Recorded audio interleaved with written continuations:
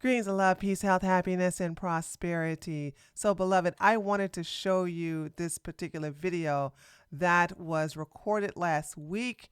And this is like common knowledge to me and maybe most of you, but it just amazes me that people at this day and age, with all the information that's available on the internet and just all around us on social media, all of these social media platforms from TikTok to Instagram to YouTube, people are not aware of the chemicals that are in these foods and that they're not eating real foods like our ancestors consume. They are eating foods that are just created in the lab.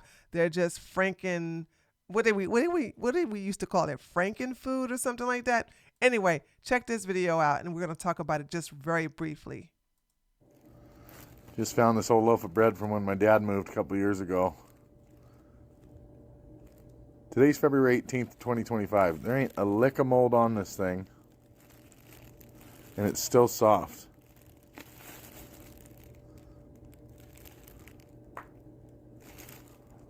That's kind of scary. Well, no, it's not scary actually. It's not scary.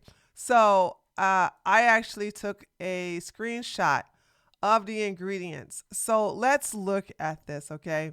Because I don't know if we have people who are unaware of these type of foods, but when I always have this rule that when you have more than 3 lines in the ingredients, I don't eat it. I don't eat it. And understand the FDA is the Food and Drug Administration. So that is the department that determines how much drugs go into your food. So let's look at the first ingredient. Enriched wheat flour. Okay. So why must you enrich the wheat flour? That's because they removed the nutrients from the wheat. And a lot of wheat today, unless it's grown in an organic farm or a field, it's going to be removed and it's going to have a lot of deficiencies of those nutrients. So, yeah. So, in other words, what they're saying is that they're putting in inorganic nutrients into the flour, into the wheat product.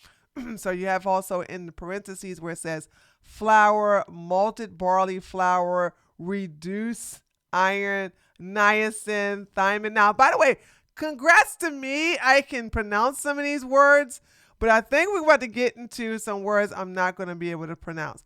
So you have all this here, which is just inorganic, and they're just basically chemicals.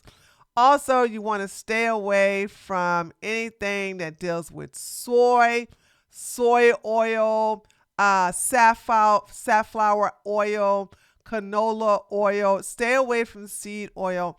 Your best bet is olive oil, coconut oil. Let me see. I'm missing the oil. Soy oil. Let me see. Safflower oil, olive oil. No, did I say safflower oil? Scratch that. Sorry. I'm not even going to edit that out. Just going to I'm trying to think because I'm only thinking of the oils I only consume, and it's only coconut oil and olive oil. But I'm missing another oil. I know I am. I can't think of it right now. Oh, avocado oil. There you go. Boom. I had to just calm down and think about it. Yeah, avocado oil, coconut oil, and olive oil. So those are the oils that I recommend. If I'm missing one, let me know in the comments below. And then you got the more wheat. So what is this cultured wheat flour? Why is this down here and not up here? Also, I never seen that before. You have wheat on top of wheat flour. Okay, that makes no sense. Then you got more soy. Then you got wheat gluten. And I have no idea if this is ingredients or if this is just a number. But I think for some reason, I have a funny feeling that's in ingredients because you have the vinegar and citric acid. And what is all of this here? I'm not sure. I mean, it could be serial number, but then again, why would it be here? Anyway, a lot of these breads have chemicals that they don't have the preservatives. They don't have to give you the ingredients in it. They don't have to tell you that this is preserved to have a very, very long shelf life. You always want to eat living foods, especially living foods that are going to mold.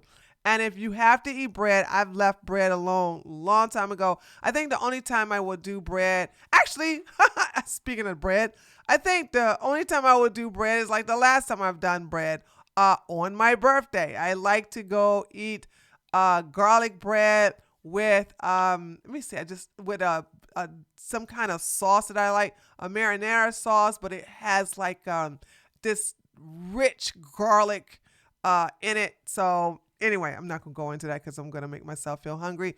Anyway, so I do that. There is a particular restaurant that makes like fresh sourdough bread, and it's heavenly. But that's freshly cooked. Another bread, and I probably won't touch bread again after that. But another bread I recommend, of course, is Ezekiel bread. You all know that these are living breads. These type of breads are found in the refrigerator. And if you have it out of the refrigerator, or if you have it past its due date, it will spoil, it will mold. As you can see, it's all natural, no preservatives. As you can also see the sign here where it says organic. These are living sprouted whole grain bread with the nutrients in it. Very filling. It doesn't. Now, here's the thing. If you have a gluten, that's a very good question. I think if you have a gluten allergy, I do not believe Ezekiel is going to be bad for you.